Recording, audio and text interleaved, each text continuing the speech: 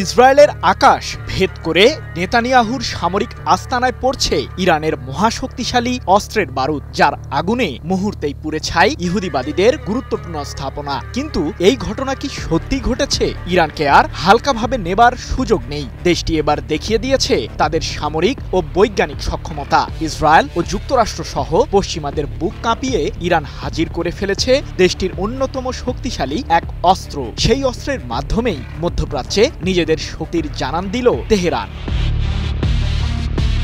ইসরায়েলের বিরুদ্ধে সাম্প্রতিক 12 দিনের যুদ্ধে ইরান দেখিয়েছে তাদের ব্যালিস্টিক মিসাইলের সক্ষমতা। সেই যুদ্ধের পর ইসরায়েলের প্রধানমন্ত্রী বেনিয়ামিন নেতানিয়াহু দাবি করেছিলেন ধ্বংস হয়েছে ইরানের ক্ষেপণাস্ত্রের ভাণ্ডার। যুক্তরাষ্ট্র ও ইসরায়েলকে বুড়ো আঙুল দেখিয়ে ইরান তৈরি করে ফেলেছে আন্তঃমহাদেশীয় ব্যালিস্টিক ক্ষেপণাস্ত্র। ইসরায়েলে সরাসরি হামলা না চালিয়েও ইরান দেখিয়ে দিল নতুন এই অস্ত্রের সক্ষমতা। কিন্তু প্রশ্ন হলো, এই মিসাইলের সাথে ইরানের বাকি অন্য ক্ষেপণাস্ত্রগুলোর পার্থক্যটা ঠিক কোথায়?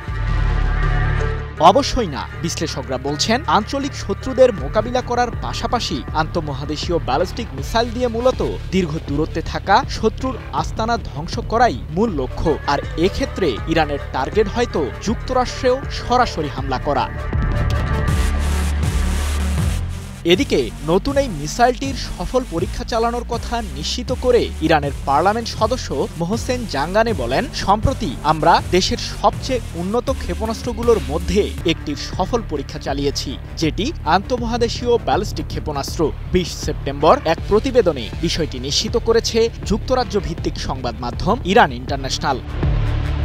তবে নতুন এই মিসাইলটির মডেল কিংবা সাংকেতিক নাম প্রকাশ করেনি ইরান সরকার। ওয়ালটন এখন দেশের সীমানা পেরিয়ে পৌঁছে গিয়েছে 50টিরও বেশি দেশে। ওয়ালটন, ঘরে ঘরে বিশ্বজুড়ে। অন্যদিকে নিজেদের পারমাণবিক বোমার পরীক্ষা চালানোর দিকে ইঙ্গিত করে ইরানের পার্লামেন্টের আরেক সদস্য আহমেদ নাদেরি বলেছেন, জাতিসংঘের সাথে করা পরমাণু নিরস্ত্রীকরণ চুক্তি এনপিটি থেকে বেরিয়ে আসা এবং শেষ পর্যন্ত পারমাণবিক বোমা পরীক্ষা করাই হবে আমাদের জন্য একমাত্র বিকল্প। যেসব দেশের এই অস্ত্র নেই তারাই পশ্চিমাদের অপশাসনের শিকার হয়েছে। সময় এসেছে কঠিন অথচ প্রয়োজনীয় এই সিদ্ধান্ত গ্রহণের। তাহলে কি আন্তঃমহাদেশীয় ব্যালিস্টিক ক্ষেপণাস্ত্রের মাধ্যমেই পারমাণবিক যুগে প্রবেশ করতে যাচ্ছে ইরান? সমরবিদরা বলছেন, আন্তঃমহাদেশীয় ব্যালিস্টিক ক্ষেপণাস্ত্রে একাধিক পারমাণবিক বোমার ওয়ারহেড বহন করা যায়। তবে ইরানের কাছে বর্তমানে কোনো পরমাণু অস্ত্র না থাকায় বিষয়টি এখনই নিশ্চিত করে বলা সম্ভব নয়। সৃজন মাহমুদ, নিউজ 24।